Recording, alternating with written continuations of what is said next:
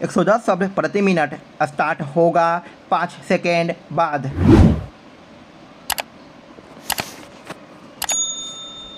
Start. यदि कार्य करने से पहले उद्देश्य निश्चित हो तो कार्य के प्रति लगन और श्रद्धा बढ़ जाती है। गीता अध्ययन से पहले भी हमें यह पता होना चाहिए कि हम किन प्रश्नों और जिज्ञासाओं का उत्तर चाहते हैं। गीता मनुष्य जीवन के उन सभी प्रश्नों का उत्तर देती है जो विज्ञान नहीं दे पा रहा है। प्रकृति के दो रूप हैं, परा और अपरा।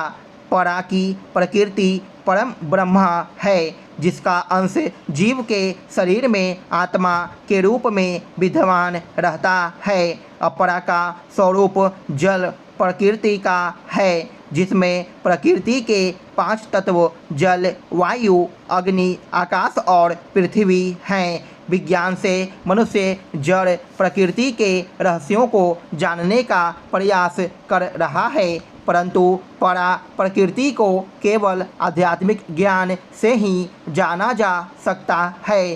प्रकृति के 3 गुण सत्व, रज और तमस की प्रधानता में जीव अपने कर्म करता है। महाभारत के युद्ध में अर्जुन प्रकृति के गुणों के प्रभाव में आकर अवसाद से ग्रस्त हो गए। ऐसे समय में भगवान ने स्वयं अर्जुन को कर्म का ज्ञान देकर अधर्म के विरुद्ध युद्ध के लिए तैयार किया। इस प्रकार संसार में हर मनुष्य अर्जुन है और गीता एक साक्षात श्री कृष्ण के रूप में उसके हर प्रकार के प्रश्नों का उत्तर देने के लिए तैयार है। इसलिए जब भी जीवन में अनिश्चितता की स्थिति आए तभी मनुष्य को गीता के अध्ययन द्वारा स्वयं को उस स्थिति से निकालना चाहिए।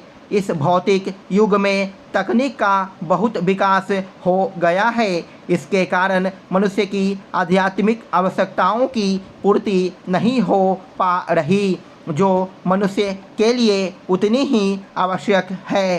पृथ्वी के सारे जीवों में केवल मनुष्य ही एक विवेकशील प्राणी है। इस विवेक द्वारा वह तरह तरह के विचारों के साथ जीवन निर्वहन करता है। इसमें कभी कभी उसे नकारात्मक विचारों का भी सामना करना पड़ता है। ऐसी स्थिति में उसे आध्यात्मिक ज्ञान की आवश्यकता होती है। मनुष्य की इस आवश्यकता को गीता भली भांति पूरा करती है। आसियान भारत शिखर सम्मेलन में भाग लेने जकार्ता पहुँचे प्रधानमंत्री नरेंद्र मोदी ने दक्षिण पूर्व एशियाई देशों से सहयोग बढ़ाने पर जिस तरह जोर दिया, उससे फिर यह स्पष्ट हुआ कि भारत अपनी एक्ट ईस्ट इंडिया पॉलिसी को लेकर प्रतिबद्ध है।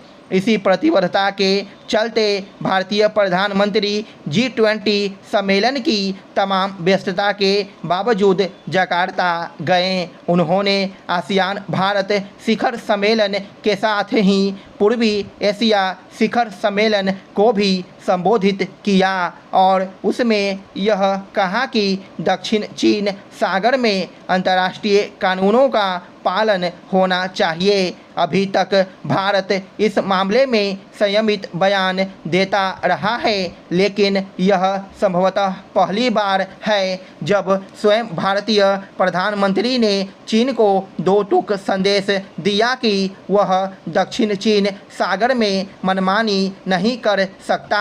चीन को ऐसा संदेश देना इसलिए आवश्यक था क्योंकि उसकी मनमानी बढ़ती जा रही है। अभी हाल में चीन ने अपना जो नया मानचित्र जारी किया उसमें दक्षिण चीन सागर के साथ ताइवान, अरुणाचल प्रदेश को अपना हिस्सा बताया। इसके अलावा उसने जापान और आसियान के कई देशों के इलाकों पर अपना दावा जताया। एक के बाद एक देशों ने जिस तरह चीन के नए नक्शे को खारिज किया, उससे यह स्पष्ट है कि उसके अतिक्रमणकारी रवैये से परेशान देश एकजुट होना शुरू हो गए हैं। यह अच्छा हुआ कि भारत ने चीन के विस्तारवादी रवैये से त्रस्त देशों के साथ खुलकर खड़े होने का निश्चय किया। यह समय की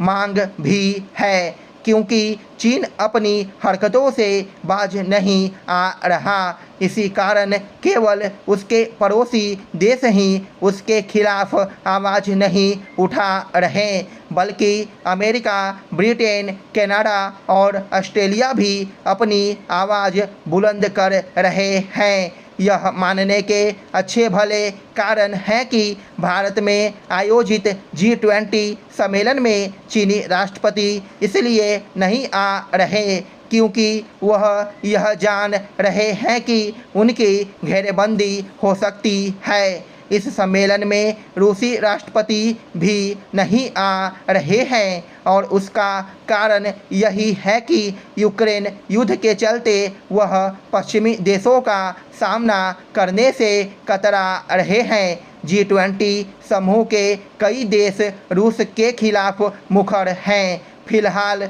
यह कहना कठिन है कि रूस और चीन के प्रतिनिधि इसमें भागीदार बनेंगे या नहीं कि G20 सम्मेलन का कोई साझा घोषणा पत्र जारी हो। लेकिन यह तय है कि चीनी राष्ट्रपति नई दिल्ली इसलिए नहीं आ रहे हैं क्योंकि वह यह समझ गए हैं कि सीमा विवाद के मामले में भारत चीन का डटकर मुकाबला करने को तैयार है। विदेश मंत्री एस जयशंकर तो लगातार यह कहते ही रहे हैं कि सीमा पर पहले जैसी स्थिति बहाल हुए बगैर चीन से संबंध सामान्य नहीं हो सकते। कुछ ऐसी ही बात भारतीय प्रधानमंत्री ने हाल में दक्षिण अफ्रीका में आयोजित ब्रिक्स सम्मेलन में चीनी राष्ट्रपति से कही। अब उन्होंने दक्षिण चीन सागर पर भी चीन को आईना दिखा दिया। ऐसा करना आवश्यक था। स्टॉप।